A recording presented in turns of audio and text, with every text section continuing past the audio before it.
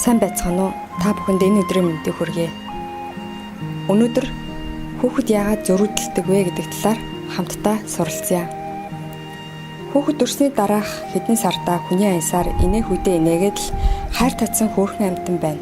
Харин 10-аас 12 сартаас эхлэн тэд авах гэсэн зүйлээ авч чадахгүй үедээ уурлаж, бухимдаж байгаа нь илт мэдэгдэнэ. Гэхдээ хөгжлийн энэ үед өөр зүйл үзүүлж харуулах арга дах зэргээр тэднийг амархан тайвшруулж болно. Харин 2 нас хүрэх үеэс тэд жинхэнэ зөрүүдэлж эхэлнэ. Энэ үеэс хүүхэд өөрийгөө бусдаас ялгаатай, бие даасан, чөлөөтэй бие гэдэг нэг хүн байна гэдгээ мэдрэн ойлгож, түүнээ хамгаалан бусдаас хамааралгүй нэгэн шөнө хүн болохоо нотлохыг хичээнэ. Тэдэнд мөн нэг талаас бие даахыг эрмэлзэх, нөгөө талаас ичих, эргэлзэх мэдрэмж төрнө. Өөрийн хүсэл бодол санааг өөрийнхөө арга замаар хэрэгжүүлэхийн төлөө тэмцэнэ. Зөрүүдэлж муухай харна, дугаа хураана, уйлан тийчлэнэ. Гэхдээ аливаа зүйлийн наад цаад учрыг сайн ойлгож, ялгаж мэдэхгүй. Энэ үеэс тэд эцэгээсээ, ялангуяа ээжээсээ хөндөрч бие даасан байдалтай болж ирнэ. Би өөрөө гэх үг олонтоо сонсогдно. Заримдаа би чадна гэж байхад чинь гэж бухимдана. Энэ тэдний эцэг болон бусдаас хараад бус байх хэрэгслээс гадна хамгийн гол нь өөртөө итгэсэн, өөрөө бие дааж хийх гэсэн зөв сэтэл тэмүүлэлтэй болж буйн илрэл юм аа. Хүүхдийн зөрүүдлэл 3 нас хүртэл үргэлжлэнэ. Зарим хүүхэд 3 нас өнгөрсөн ч зөрүүдлэх нь бий. Гэхдээ хүүхэд бүрийн зөрүүдлэхтэй гаргаж буй зан авир адилгүй. Хүүхдийн зөрүүдлэх зан авир нэгдүгээрт тэдний бусдаас хамааралгүй бие даан орших гэсэн үндсэн эрэлт хэрэгцээ, хоёрдугаар сэтгэлийн хөдөлгөөнөө удирдах зохицуулах чадвар дутмаас болдог ажээ. Хүүхдийн сэтгэл санааны үндсэн эрэлт хэрэгцээг эцэг хангаж байх шаардлагатай. Хүүхэд эцэгхээсээ сэтгэлийн нандин холбоо харилцааг мэдрвэл тэдний сэтгэл таатай, баяр баясгалантай байх бөгөөд энэ байдал нь орчноо сонирхон судалж, мэдэж авах түлхэж зөхөөс гадна сэтгэлийн хөдөлгөөнөө зөв жолоодон зохицуулж сурах суурь болно. Эцэг хүүхдийнхээ хараад бус бие даасан байдлыг дэмжүүл тэдний чөлөөт байдал хангагдаж сонголт хийх боломж нэмэгдэнэ.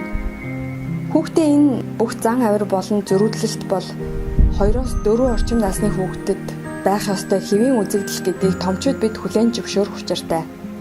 Өөрөөр хэлбэл зөрүүдлэн гэдэг бол хүүхдийн эрүүл саруул хөгжлийн нэгэн үе.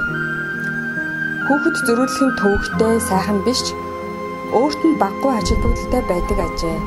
Тухайлбал хүүхдийн өөрийн гэсэн хүсэл, бодол хөгжиж эхэлнэ.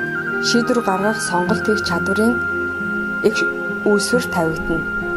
Ээжигээ байн хормойтгоо болж бие дааж эхэлнэ.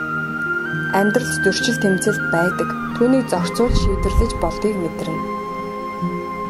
Сэтгэл хөдлөл мэдрэмжээ илэрхийлнэ. Энэ цаашдаа босронгүй болж дургүй зүйлээ үгээр илэрхийлэхэд хүргэнэ. Цаашдаа яаж харилцвал зохих талаар туршлага хоримтлуулна.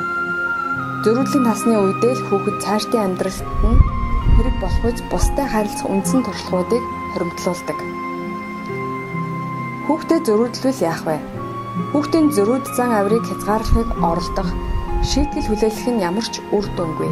Ингэсэн тохиолдолд үйл явц бүтлгүй тал руугаа хазааж асуудал улам өрсөлдөнө.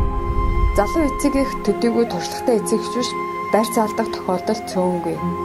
Гэхдээ хүүхэд маань ийм муухай зан авиртай болчихно гэж та ер санаа зовсны хэрэггүй. Уужуу тайван хүлээцтэй хандхад хүүхдийн тань зөрүүд зан аяндаа алга болно.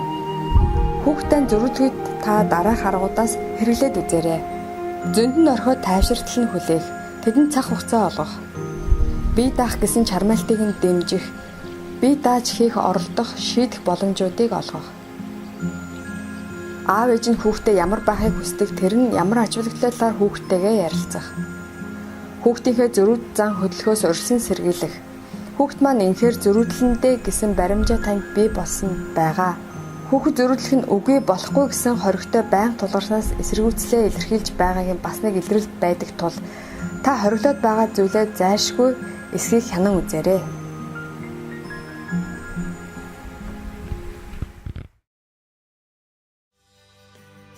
Бидний нэвтрүүлгийг үзэж сонирхсан та бүхэндээ баярлалаа. Хэрвээ танд таалагдсан бол лайк дараад бидний суугтай нэгдэнэ үү? Танд дараагийн цуврал нэвтрүүлгүүд хүргэгдэх болно. Хорвоотой танилцах хэдэн минут.